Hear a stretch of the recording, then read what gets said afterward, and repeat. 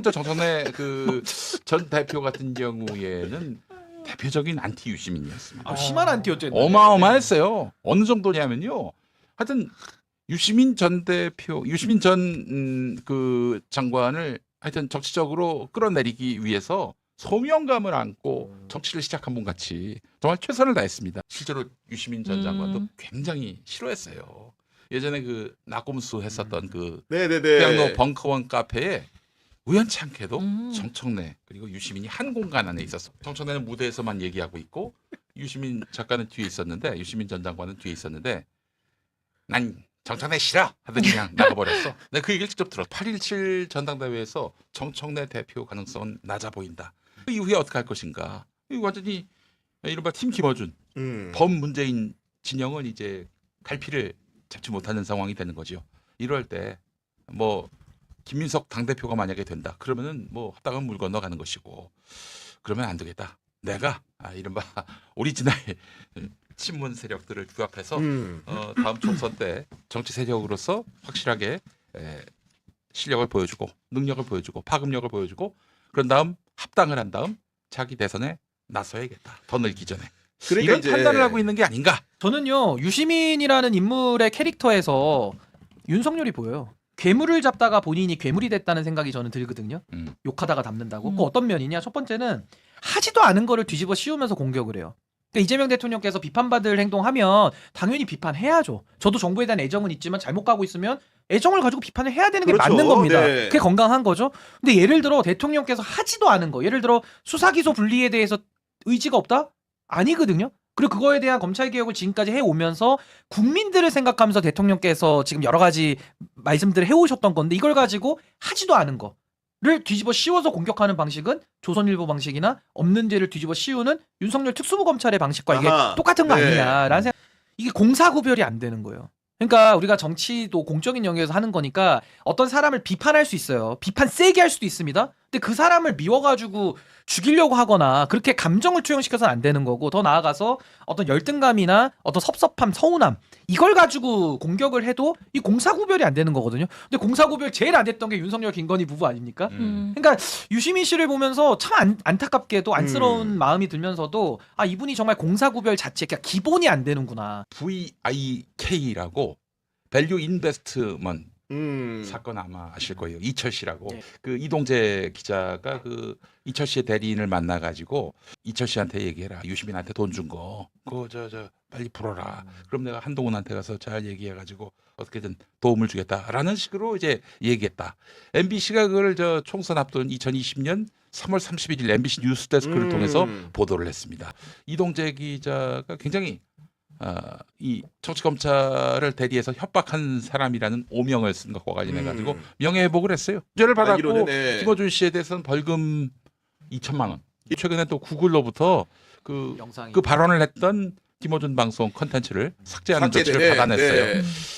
과연 이 사안과 그 연관이 돼 있는 것 아닌가? 이게 의심의 눈초리가 있어요. 그래서 정치 검찰에 의해서 이게 수사 압박을 강하게 받으면서 저렇게 굴욕적인 그런 정치 평론 은퇴 선언을 한 것이 아닌가. 아니 근데 대통령은 그때만 해도 음모론으로 문제 제기했다가 이제 망신을 당한 거고, 본인이 이제 정치 비평 안 하겠다라고 이제 거듭 은퇴 선언을 또 한 모습인데, 그래도 그때는 아마 진영 내에서 용서가 됐던 이유가 뭐 그래서는 안 되지만 그래도 상대편 사람이니까 뭐 한동훈 전 장관의 전 장관 그러니까 검사장에 대한 여러 가지 그런 의혹 제기니까 음모론이어도 그냥 넘어가 준 것 같아요. 지금은 이재명 정부 성공을 원하신다면서요. 누가 시켜서 했습니까? 누가 시켜서 응원한 게 아니라 본인 스스로 이재명 대통령이 시대 정신이고 이재명 대통령 시대가 왔으니 이재명 정부 성공을 위해서 하겠다. 본인이 뱉어놨는데 이제는 진영 안에 있는 유시민 씨가 이재명 대통령을 상대로 이런 음모론과 뭐 이제 뭐 썩은 내가 진동하는데 그 썩은 내가 어디서 나는지 모르겠어요. 코에서 나는 건지는 모르겠어요. 근데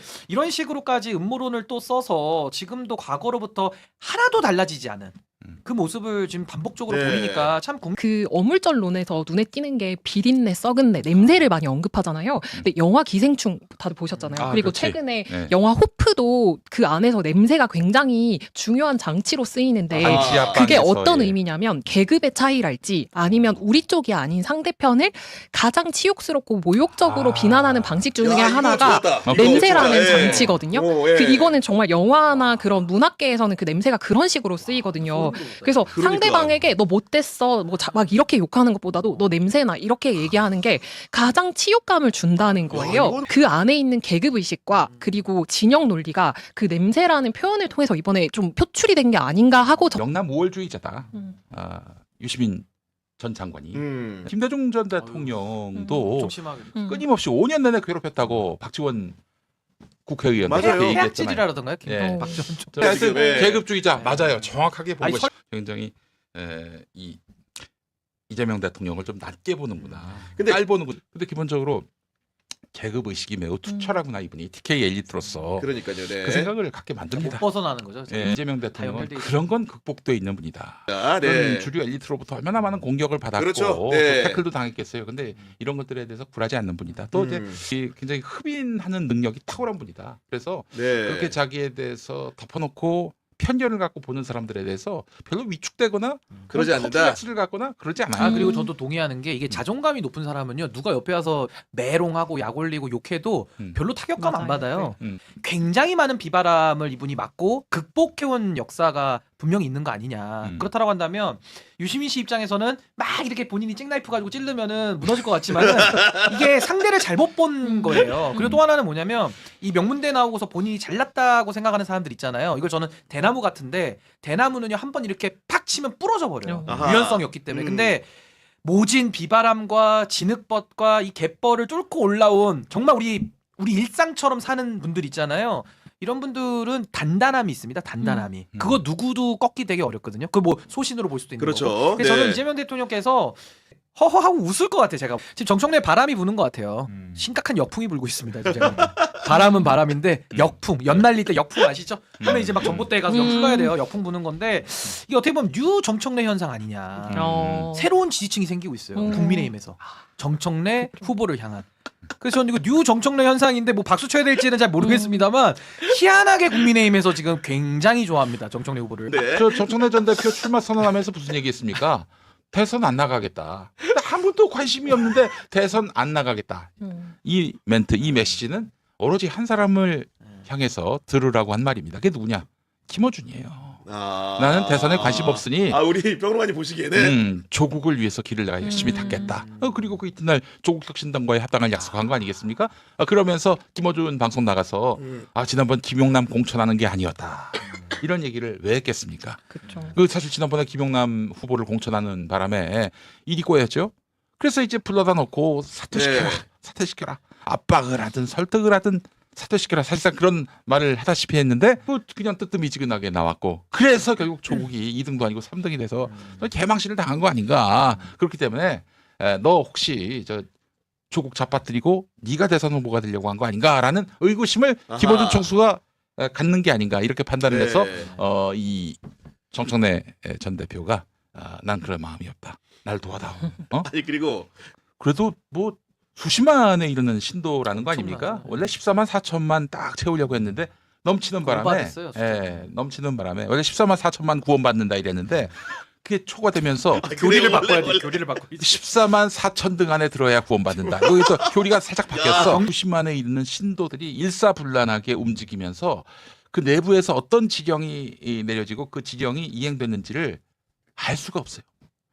거기에 보안 시스템이 그렇게 잘 돼 있다고 하더라고요. 그래요? 그만큼 보안이 아주 확실하다 보니까 그 내부에서 어떤 부당한 지령이 내려갔는지를 파악하기가 대단히 어려운 구조인데 정치 세력이 이 신현지에 의존할 수밖에 없는 것은 비단 국민의힘뿐만 아니라 민주당도 그러할 것이다라는 이야기는 오래전부터 돌았습니다. 네. 이런 와중에 1인 1표제가 도입되면서 그 신천지가 그 활동할 수 있는 공간을 열어준 거나 마찬가지다.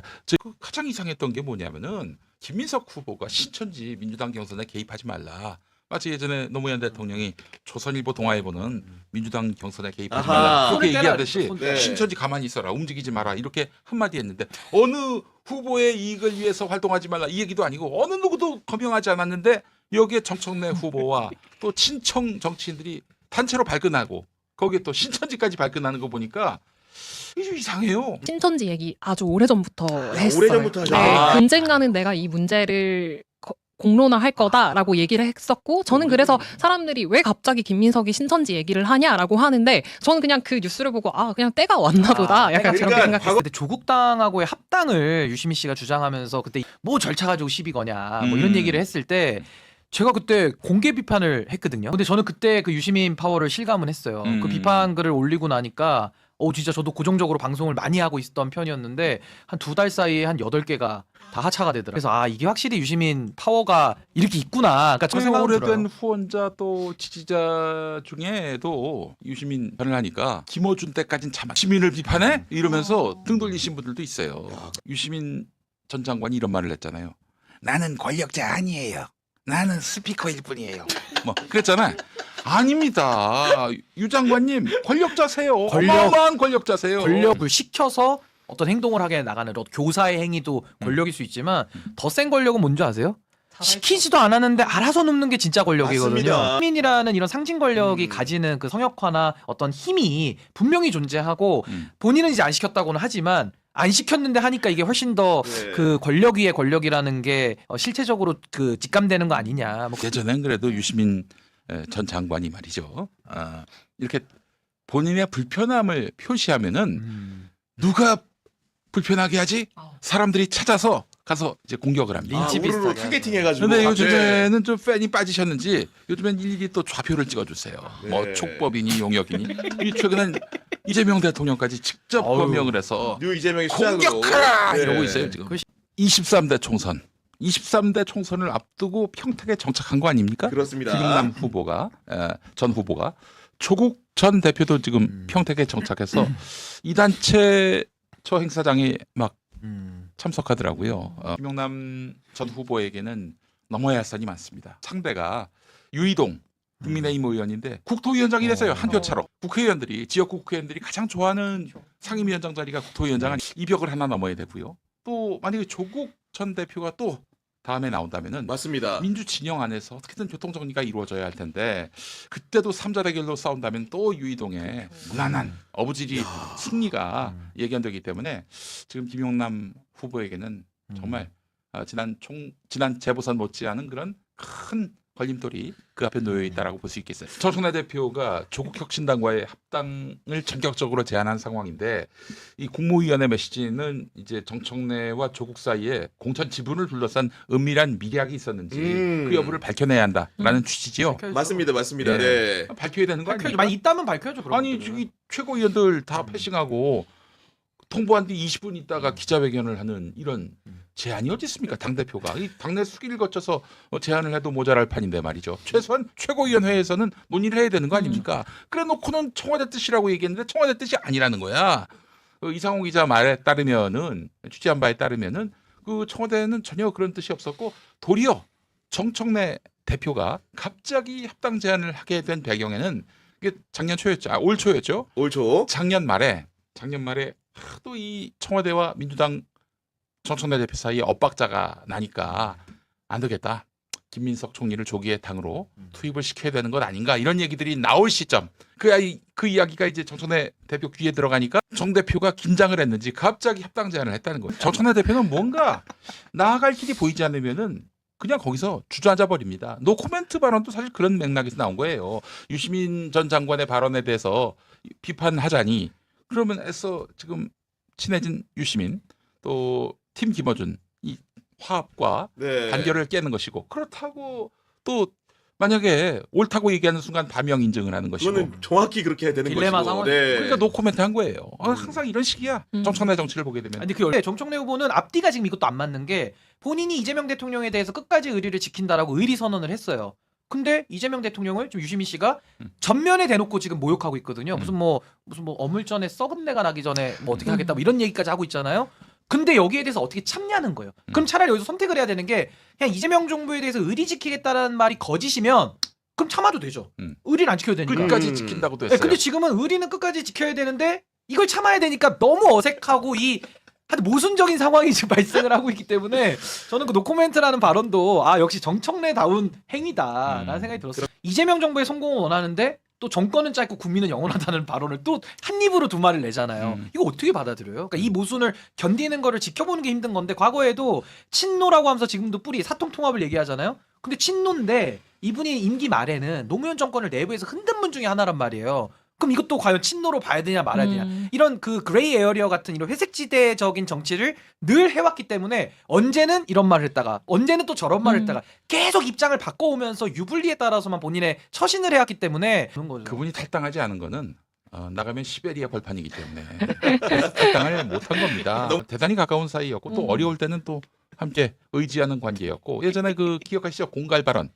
새정치민주연합의 주승용 최고위원 다음으로 네. 차석 최고위원 할 때 주승용 최고위원과 말다툼을 벌였고 그게 윤리심판원으로 넘어갔을 때 막 어마어마한 막말 파문이 일어났잖아요. 제가 또 SNS에서 정청래 당시 최고위원을 응원 메시지도 이렇게 응원 메시지를 막 올렸고 그랬더니 연락이 온 거야. 저 정청래 최고위원한테. 그래서 아이고 의원님 괜찮습니다. 뭐 고맙다는 말까지 하실 필요 없습니다. 했더니 아니야 그만해. 도움이 안 돼. 여기 또 아픈 스토리가 또 하나 있는 건데 막말 김용민이가 사실 정청래의 막말을 두둔하는 순간 이거는 사태가 더 커진다고. 예.